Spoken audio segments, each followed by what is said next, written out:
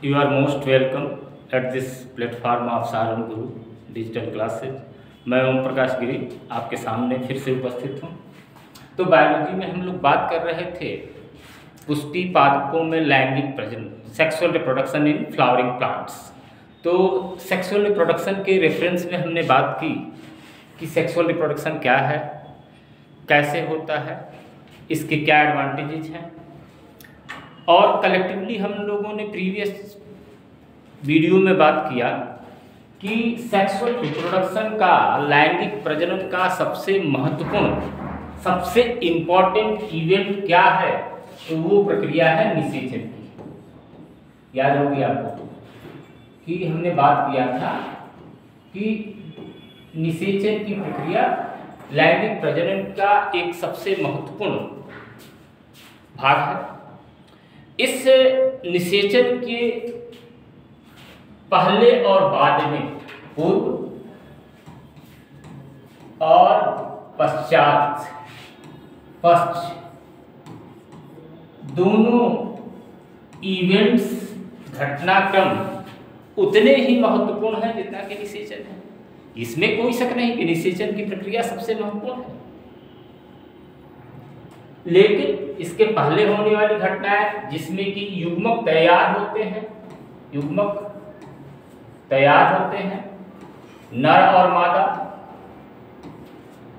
नर और मादा युग्मक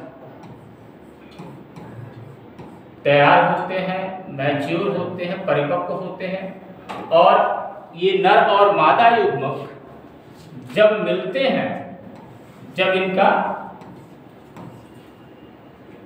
निषेचन होता है आपस में, तो उस घटनाक्रम को निषेचन कहा गया। और इस निषेचन के पश्चात जो संरचना मिलती है, दैट इज द युग्मनज, जाइगोट। इंग्लिश में जाइगोट लिखते हैं, बोलते हैं, हिंदी में युग्मनज। ये युग्मक गैमेट है।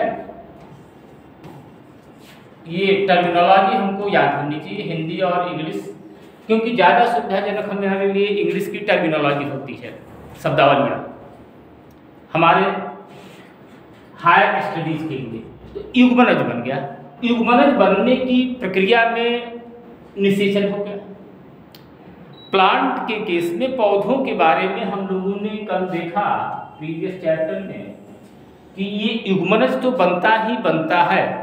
यह प्रक्रिया सिंगैमी होती है, जिसको सिंगैमी बोलते हैं, संयुग्मन। सिंगैमी हो गई, संयुग्मन, युग्मन हुआ। तो इस संयुग्मन की प्रक्रिया में जाइगोट बन गए। जाइगोट बने यानी कि क्या बन गए? युग्मनज बने।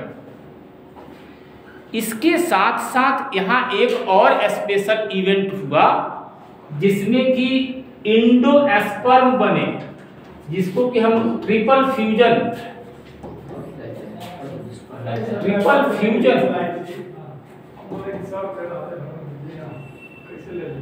होता है। तो इस ट्रिपल फ्यूजन में एक और विशिष्ट संरचना बन जाती है, जिस संरचना का नाम है इंडोएस्पर्म। इंडोएस्पर्म, या इसको हिंदी में हम लिखते हैं, कहते हैं भ्रूण कोश। देखो हिंदी के नाम से एक चीज बिल्कुल क्लियर हो रही है, भ्रूण कोश बनता है। और ये जो जाइगोट नाम की संरचना है, ये आगे चल के एम्ब्रियो बनेगा, यानी कि भ्रूण बनेगा। भ्रूण नाम की संरचना बनी और ये भ्रूणकोश बना। दो संरचनाएं होती हैं प्लांट में। जब भी लैंगिक प्रजनन होगा तो वो लैंगिक प्रजनन ओवरऑल कहा जाता है डबल फर्टिलाइजेशन। डबल फर्टिलाइजेशन, दोहरा निषेचन। ये बहुत ही इंपॉर्टेंट टर्म है हमारे बोर्ड एग्जाम्स के लिए, इसके साथ ही साथ कॉम्पिटिटिव एग्जाम्स के लिए ये चीज़ें समझ लीजिए। मैं फिर से रिवाइज कर रहा हूं कि डबल फर्टिलाइजेशन, दोहरा निषेचन, इस दोहरे निषेचन की क्रिया में क्या होगा कि एक प्रक्रिया जो होगी वो सिंगैमी होगी और दूसरी वाली प्रक्रिया क्या होगी, ये ट्रिपल फ्यूजन होगा। ट्रिपल फ्यूजन का है तो त्रियक संलयन। वजह क्या है इसको कह रहे हैं त्रियक संलयन, क्योंकि यहां पर 3 कोशिकाएं आपस में मिलती हैं, 3 केंद्रक, 3 न्यूक्लियस, 3 न्यूक्लियाई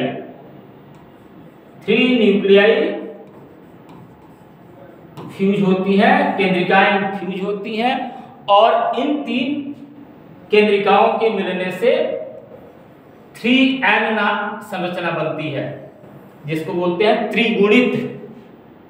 तो भ्रूणकोश की संरचना जो है वो त्रिगुणित संरचना है।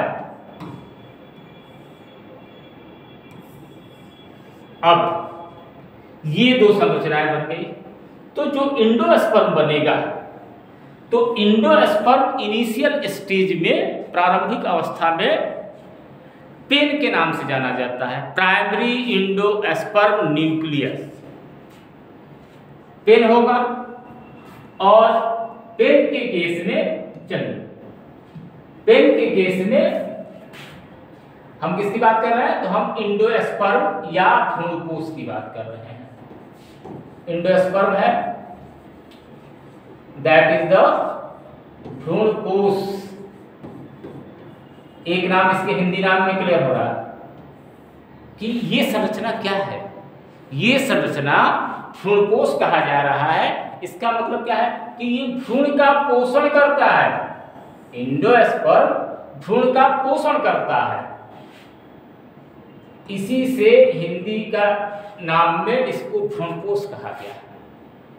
और दूसरी बात है कि जब भी ओव्यूल का डेवलपमेंट होगा, ओव्यूल किस चीज में परिवर्तित हो रहा है, तो ओव्यूल आफ्टर फर्टिलाइजेशन निषेचन के बाद वो क्या बनेगा, सीड बनेगा, बीज बनेगा। तो ओव्यूल के अंदर एम्ब्रियो सैक जो भ्रूणकोश है, ये संरचना, इस संरचना में हमने क्या देखा था कि यहां 2 सेंट्रल न्यूक्लियाई है, ये दोनों फ्यूज होती है आपस में, तो बनती है स्ट्रक्चर सेकेंडरी न्यूक्लियस, और सेकेंडरी न्यूक्लियस के साथ एक मेल गैमेट फ्यूज हो रहा है, तब ये जाके बनेगा पेन। शुरुआती अवस्था में ये पेन कहा जाता है, primary endosperm nucleus, primary endosperm nucleus, प्राथमिक भ्रूणकोश। अगर हिंदी में लिखना चाहो तो क्या होगा, प्राथमिक भ्रूणकोश केंद्रक है। तो इस प्राथमिक भ्रूणकोश केंद्रक में ये ट्रिप्लॉइड है, ये ट्रिप्लॉइड है,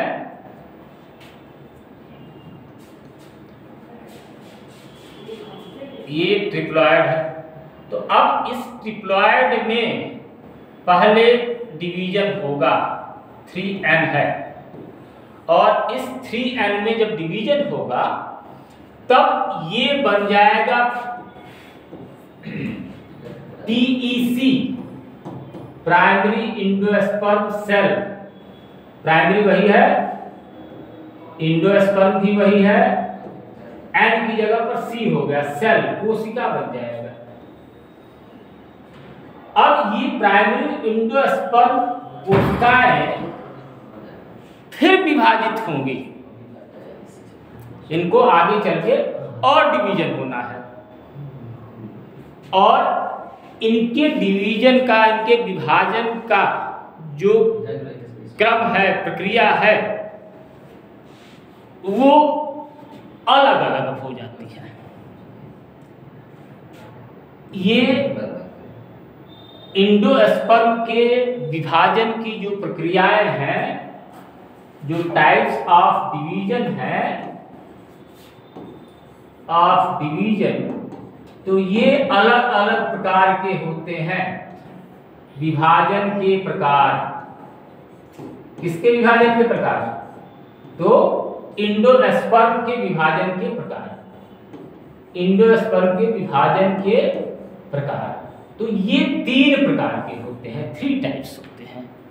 थोड़ा सा आगे चलेंगे हम, हमारी जो स्टेट बोर्ड की बुक है या एनसीईआरटी है, उससे थोड़ा थोड़ा सा आगे चलते चले कि हम जो बोर्ड का एग्जाम तैयार कर रहे हैं उसके साथ साथ हम कॉम्पिटिटिव एग्जाम्स को भी फोकस करेंगे।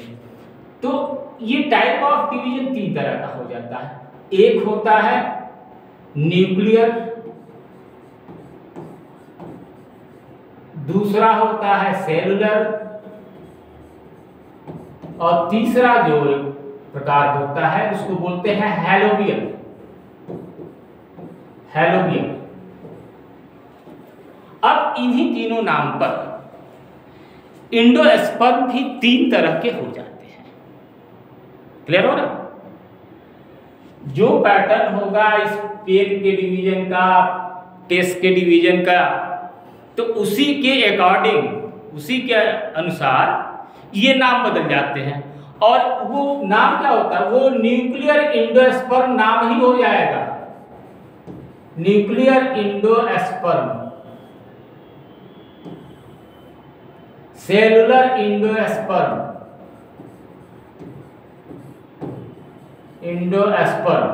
और हैलोबियल इंडोस्पर्म।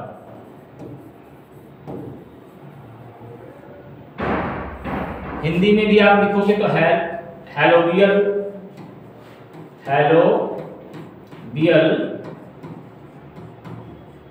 भ्रूणकोश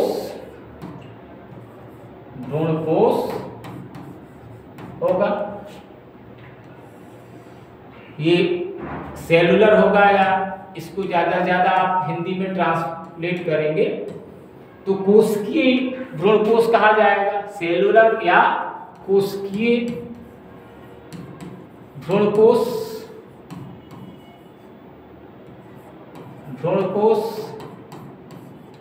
और ये न्यूक्लियर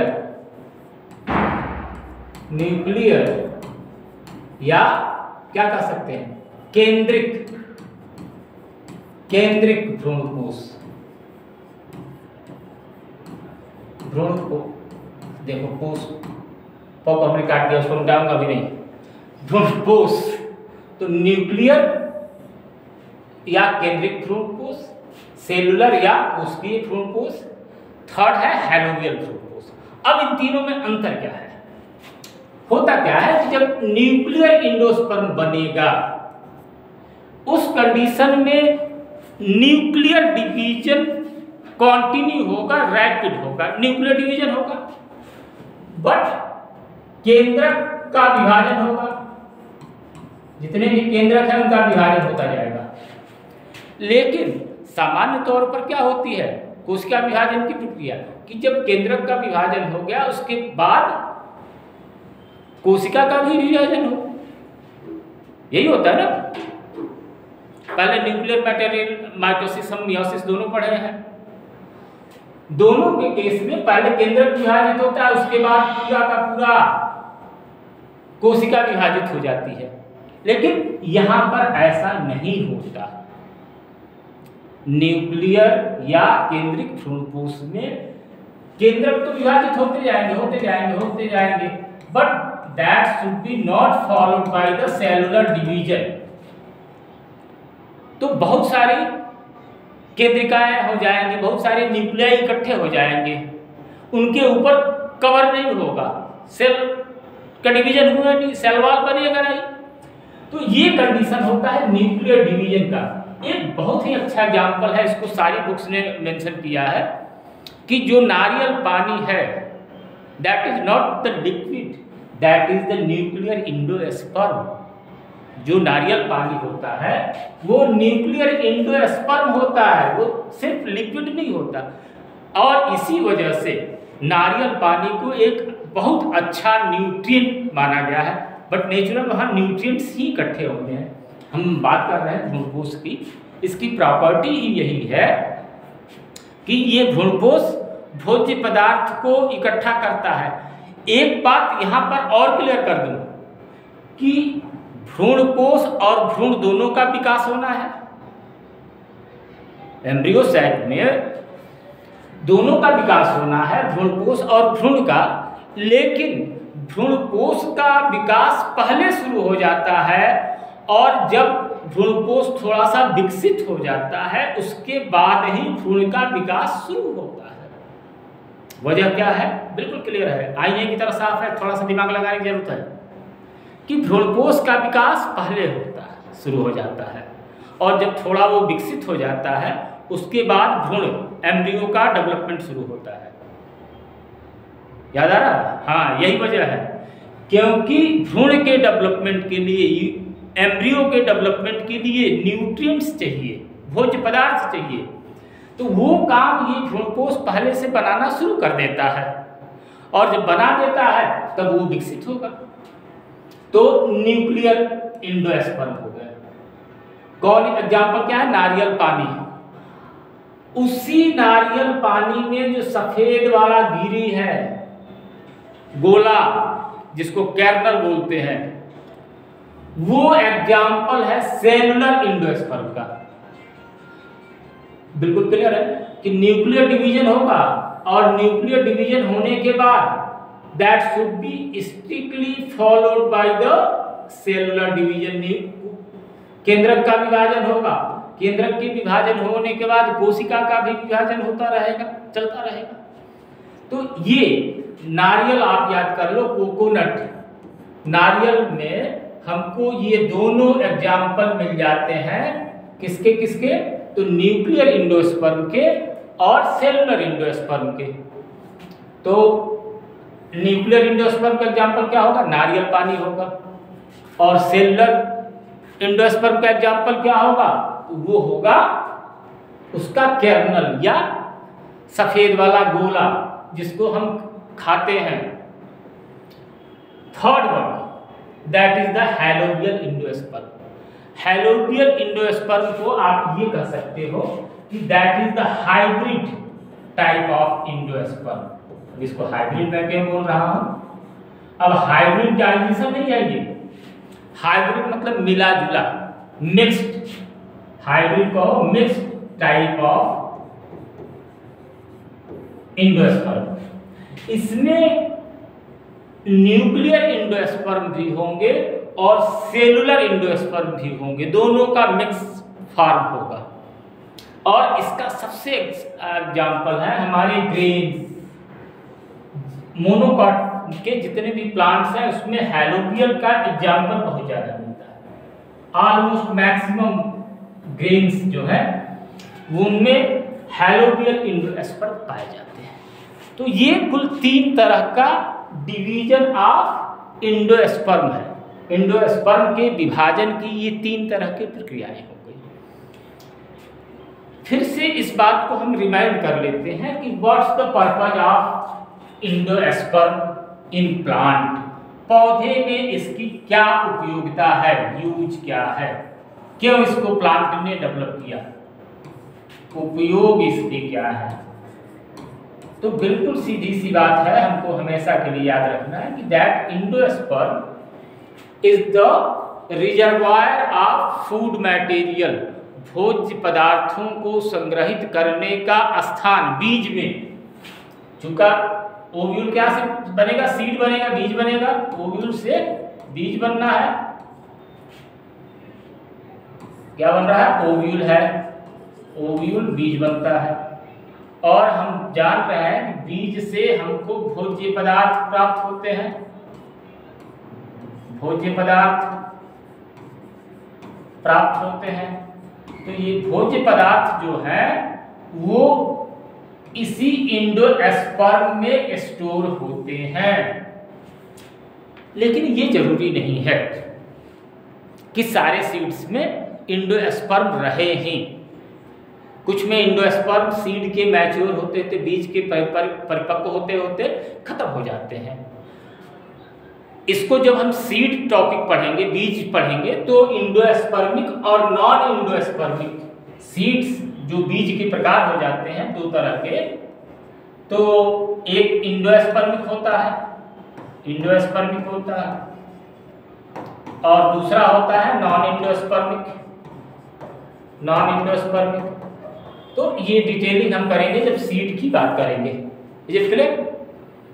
इस तरह से हमारा ये एंडोस्पर्म कंप्लीट हुआ। अब एंडोस्पर्म के बाद जो दूसरा स्ट्रक्चर है वो कौन सा स्ट्रक्चर है? That is the structure of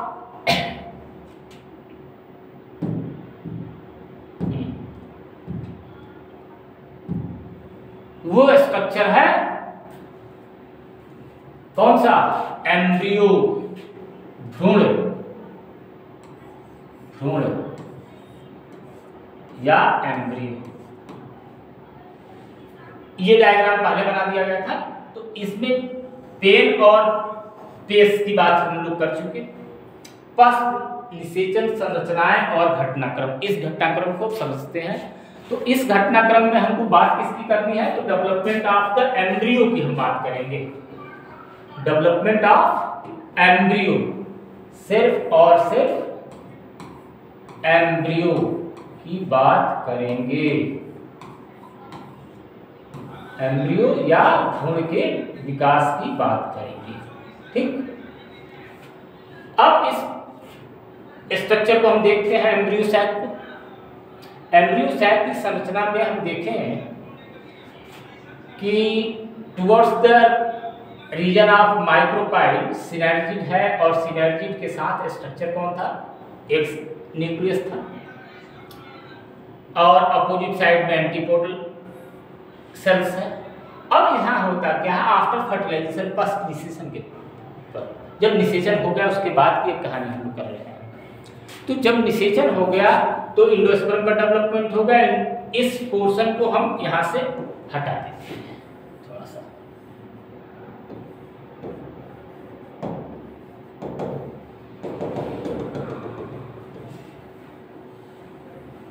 ये अब सिर्फ हम बात करेंगे किसकी? तो एम्ब्रियो की, भ्रूण की। भ्रूण की भ्रूण में, एम्ब्रियो में क्या क्या चेंजेस होते हैं, कैसे होते हैं। तो जब डिवीजन होगा तो इसमें जो फर्टिलाइजेशन होगा उसके बाद ये एंटीपोडल सेल्स ये समाप्त हो जाते हैं, ये डिजेनरेट हो जाते हैं एंटीपोडल सेल्स। इसके साथ साथ ये सिनर्जिड नाम की जो दो सहेलियां थी, याद करो कल बात हुई थी ना कि दो सहेलियां थी, तो ये भी समाप्त हो जाती हैं। बच गया स्ट्रक्चर यहां सिर्फ कौन सा? जाइगोट जो बना था। तो ये माइक्रोपाइलर एंड पर होता है, ये एसोसिएट रहता है इस स्ट्रक्चर ऑफ पेन के साथ। अब इसमें से ये दोनों मिलके जाइगोट, अब इसमें एक ट्रांसवर्स डिवीजन होगा, सेल डिवीजन होगा। तो ट्रांसवर्स डिवीजन में एक सेल ऊपर की माइक्रोपाइल की तरफ एक होगी, उसको बेसल या सस्पेंसर सेल बोलते हैं। बेसल या सस्पेंसर सेल। नीचे चैलेंजर एंड की तरफ जो कोशिका होगी उसको एपिकल या एम्ब्रियोनिकल सेल बोलते हैं। ये ठीक हो गया? जाइगोट डिवाइड हुआ, ट्रांसवर्स डिवीजन हुआ, दो कोशिकाएं बन गई, और दो कोशिकाएं बनने के बाद जो बेसल माइक्रोपाइल की तरफ होगी वो बेसल या सस्पेंसर सेल होगी। जो चैलेंजर की तरफ होगी वो एपिकल या एम्ब्रियोनिकल सेल होगी। अब इसमें फर्दर डिवीजन होता है। किस तरह से?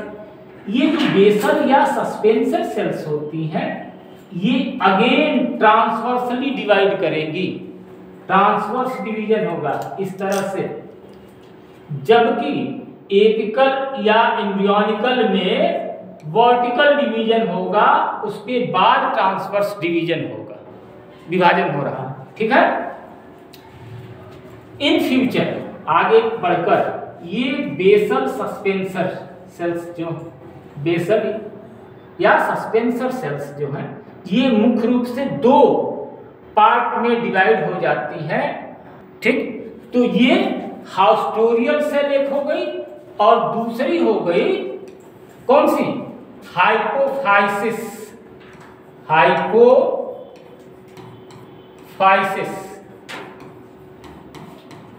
अब इन दोनों का फंक्शन, हाउस्टोरियल का मतलब क्या है? हाउस्टोरियल मतलब घर, हाउस तो क्लियर ही है, घर है। ये घरे ये इंडोस्पर्म से एसोसिएट होंगे और न्यूट्रिएंट के सप्लायर की तरह का रोल परफॉर्म करेंगे। दूसरी है हाइपोफाइसिस, ये ऊपर का कनेक्टर होता है। हाइपोफाइसिस हमारी बॉडी में भी है, जब एंडोक्राइन ग्लैंड्स पढ़ेंगे तो वहाँ आएगा। ऊपर जिसके नीचे कुछ संरचनाएं लटक रही हैं वो हाइपो ऊपर की ओर है, तो हाइपोफाइसिस हो गया। अच्छा, ये हाइपोफाइसिस और हाउस्टोरियल सेल ये दोनों किसके पार्ट हैं? तो सस्पेंसर के पार्ट हैं। Is it clear? अब बच गया दूसरा एपिकल या एम्ब्रियोनल सेल। ये एपिकल या एम्ब्रियोनल सेल फर्दर डिवाइड करेगा, 4 सेल्ड स्ट्रक्चर बनेगी, 4 कोशिकीय स्ट्रक्चर बनेगी, कोशिकीय बन जाएंगी। 4 के बाद फिर 8 सेल्ड स्ट्रक्चर बनेगी, उसी तरह का जैसे एम्ब्रियो में बना था, एम्ब्रियोसाइट में था, लेकिन वहाँ 7 सेल्ड स्ट्रक्चर थी। अब ये 8 सेल्ड स्ट्रक्चर बनती हैं। ये 8 सेल्ड स्ट्रक्चर्स जो होती हैं फर्दर डिवाइड होती हैं। किस तरह डिवाइड होंगी? थोड़ा सा यहाँ से इरेज मैं कर रहा हूँ इस बीच वाले पोर्शन को, तो लिखना आसान हो जाएगा। अब इसमें से जो 4 अपर सेल्स हैं,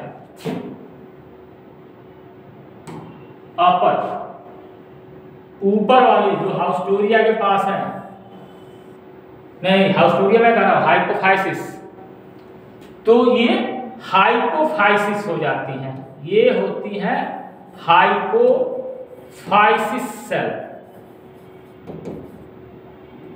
या हाइपोफिशियल सेल्स, और नीचे वाली जो होंगी एपिफाइसियस सेल होंगी, एपिफाइसिस सेल होंगी। अब इस एपिफाइसिस और हाइपोफाइसिस में से संरचनाएं बनेगी।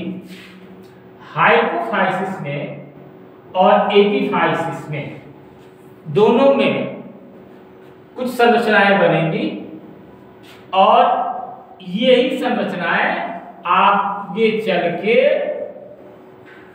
एम्ब्रियो के डेवलपमेंट का, एम्ब्रियो के पार्ट्स बनेंगी।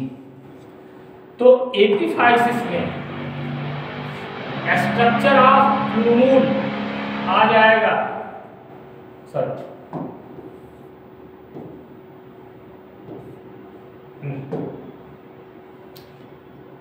हाइपोफाइसिस और एपिफाइसिस, इन्हीं से ग्रेजुअली स्ट्रक्चर ऑफ प्लूमूल और रेडिकल की संरचनाएं बनेंगी।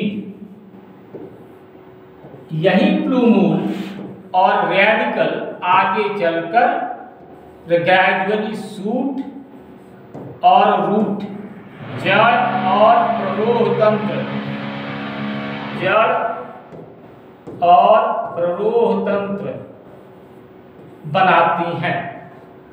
अब इनिशियली इसमें होगा क्या? फर्स्ट ऑफ ऑल ये ग्लोबुलर, ये क्या हो गया? यहां पर जो डेवलपमेंट होगा, इस डेवलपमेंट को हम देख ले कि जो हाइपोफाइसिस रीजन है, हाइपोफाइसिस, फाइसिस हिंदी में भी लिख लो, हाइपोफाइसिस।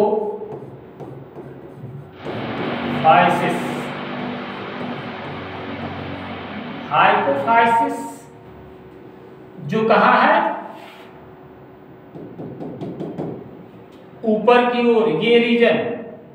तो हाइपोफाइसिस में क्या डेवलप होगा, रेडिकल और एपिकोटाइल डेवलप होगा संरचना। और एपीफाइसिस में ध्यान देना, एपीफाइसिस रीजन में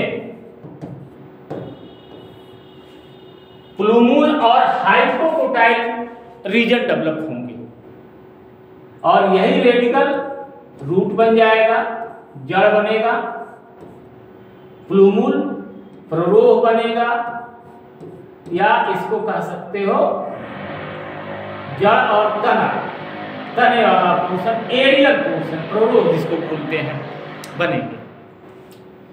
ये जो स्ट्रक्चर ऑफ एम्ब्रियो है हमारा, जो एम्ब्रियो की संरचना रही भ्रूण की, तो इसका जब डेवलपमेंट हुआ तो पहले ये हार्ट शेप बनेगा, हृदयाकार संरचना कुछ इस तरह की।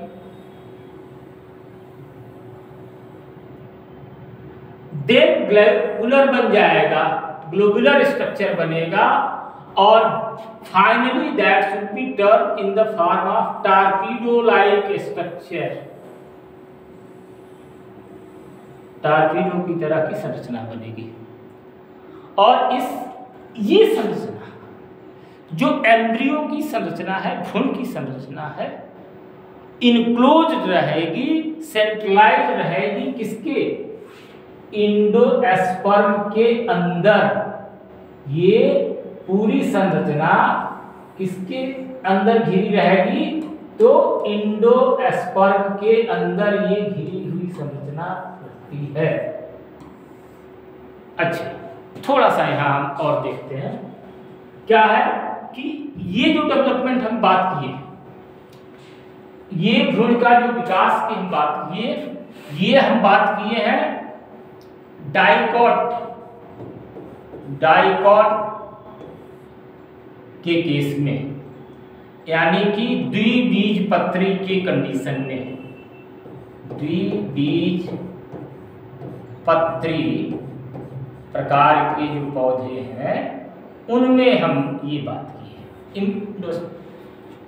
द्विबीजपत्री और एक बीजपत्री के मौलिक जो बेसिक संरचनाएं हैं उसमें कोई खास अंतर नहीं है। फिर भी दूसरी बात जो हमारी बुक कवर करती है वो बेसिकली फोकस करती है द्विबीजपत्री की संरचना पर, लेकिन थोड़ी सी जानकारी हमको एक बीजपत्री के बारे में भी होनी चाहिए। एक बात ध्यान से रिवाइज है कि ये जो बेसिक चेंजेज हैं यहाँ तक, ये बेसिक चेंजेज द्विबीजपत्री और एक बीजपत्री दोनों में ऑलमोस्ट एक ही जैसा है, लेकिन आगे चलकर जो डिफरेंसेज आएंगे वो ये है। हम देखते हैं, ये हम स्ट्रक्चर लिए हैं एक बीजपत्री के केस में, वहां पर भी एक जाइगोट सेल है, इसमें माइक्रोपाइलर और चैलेंजर एंड है। माइक्रोपाइलर एंड में बेसल या सस्पेंसर सेल होगी, चैलेंजर एंड की तरफ एपिकल या एम्ब्रियोनिकल कोशिका होगी। अब इसमें बेसल या सस्पेंसर सेल डेवलप होके एक सस्पेंसर का स्ट्रक्चर बनाएगी, लेकिन जो एपिकल सेल या एम्ब्रियोनिकल सेल है वो डिवाइड होके हार्ट शेप, ग्लोबुलर शेप और टार्पीडो शेप एम्ब्रियो नहीं बनाएगी। यहाँ पर स्ट्रक्चर वैरी कर जाता है और स्ट्रक्चर ये डिवाइड हो जाएगा दो पार्ट में। एक तो पार्ट हो जाता है स्क्यूटेलम और दूसरा जो है एम्ब्रियोनिकल पार्ट, एम्ब्रियोनिकल सेल जो है वो यहाँ अलग हो जाएगा, ये एम्ब्रियोनिकल सेल। तो ये एम्ब्रियोनिकल पार्ट में बाइफर्केशन होता है और इस बाइफर्केशन में दो पार्ट हो जाते हैं। एक हो जाता है शूट एपेक्स या इसको आप कह सकते हैं रीजन ऑफ प्लूम्यूल बन जाता है। हम यहाँ एक चीज ऑब्जर्व कर रहे हैं कि डाइकाट में दोनों संरचनाएं लगभग एक ही एक्सिस पर एग्जिस्ट कर रही थी, लेकिन यहाँ पर प्लूम्यूल का रीजन अपवर्ड्स डायरेक्शन में दिखाई पड़ रहा है और जो रेडिकल पोर्शन है वो डाउनवर्ड डायरेक्शन की तरफ आ गया है। ये डिफरेंस है। तो ये प्लूम्यूल या शूट एपेक्स अपर पार्ट हो जाता है, डाउनवर्ड पार्ट में रेडिकल का पार्ट है। अब यहां पर एडिशनली हमको दो चीजें दिखाई पड़ रही है। एक तो रूट कैप है, चलिए ये प्रोटेक्टिव कवरिंग है। जो स्पेशल स्ट्रक्चर्स दिखाई पड़ रही हैं, ये एक स्ट्रक्चर है कोलियोराइजा और दूसरा विशेष संरचना जो दिखाई पड़ रही कोलियोप्टाइल है। ये कोलियोप्टाइल और कोलियोराइजा ये दोनों संरचनाएं ग्रेजुअली प्लूम्यूल को, कोलियोप्टाइल प्लूम्यूल की प्रोटेक्टिव शीट है, ये सुरक्षात्मक खोल है। ये दोनों कौन कौन, कोलियोप्टाइल एंड कोलियोराइजा रेस्पेक्टिवली किसकी किसकी है। तो कोलियोप्टाइल जो है वो प्लूम्यूल की संरचना को कवर करती है, प्रोटेक्ट करती है, और कोलियोराइजा रेडिकल की संरचना को सुरक्षित करती है, संरक्षित करती है। ये दोनों स्ट्रक्चर कोलियोप्टाइल और कोलियोराइजा ये सिर्फ कहाँ एग्जिस्ट करते हैं, कहाँ मौजूद होंगे। तो एक बीजपत्री जो मोनोकॉट प्लांट्स हैं, मोनोकॉट प्लांट्स या कॉटिलेडन लिखो, लेडन प्लांट्स या सीड्स में ये पाए जाते हैं, एक बीजपत्री बीज में। अब ये जो एक्सिस्टेंस है structure of the scutellum, structure of the coleoptile, structure of coleorhiza, structure of the epiblast, ये सारी संरचनाएं डाइकॉट के केस में नहीं पाई जाएंगी। Is it clear? तो ये कुछ डिफरेंसेस हैं हमारे, हमको ये जानना है कि क्या अंतर है किसमें, मोनोकॉट और डाइकॉट सीड में। मोनोकॉट और डाइकॉट सीड जब हम पढ़ेंगे, एक बीजपत्री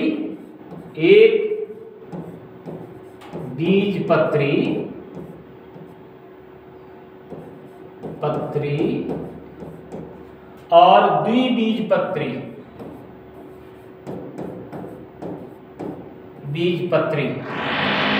दो अलग अलग प्रकार के सीड्स हमारे होते हैं, बीज होते हैं अलग अलग प्रकार के। आसानी से तुम ऑब्जर्व कर सकते हो, तुमने देखा भी है, डेली लाइफ में यूज करते हो।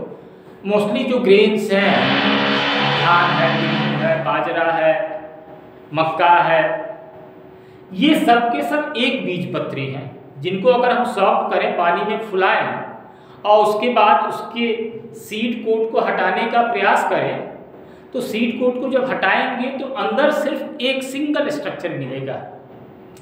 जबकि मोस्टली पल्सेस जो है, दालें, चना, मटर, मूंगफली, इन सब केसेस में क्या होता है कि जब उसको सॉफ्ट करते हैं, पानी में फुलाते हैं, तो पानी में फुला के जब उसके सीड कोट को अलग करेंगे तो दो दाल दिखाई पड़ती हैं,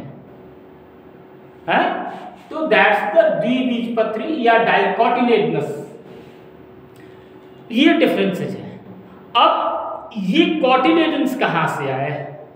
एंडोस्पर्म की क्या कहानी है, ये सारी कहानी जब हम सीड को डिस्कस करेंगे तब इस कहानी को हम लोग शुरू करेंगे, एक्सप्लोर करेंगे। शुरू नहीं करेंगे, शुरू तो अभी कर दिया, एक्सप्लोर तब करेंगे कि ये कॉटिलेडन्स क्या है और एंडोस्पर्म क्या है। ये सारी चीजें हम one by one next video में जब सीड्स एंड फ्रूट्स की बात करेंगे तो वहां पर एक्सप्लोर किया जाएगा। Is it clear? Okay, that's all for today. Have a nice day. Thank you very much.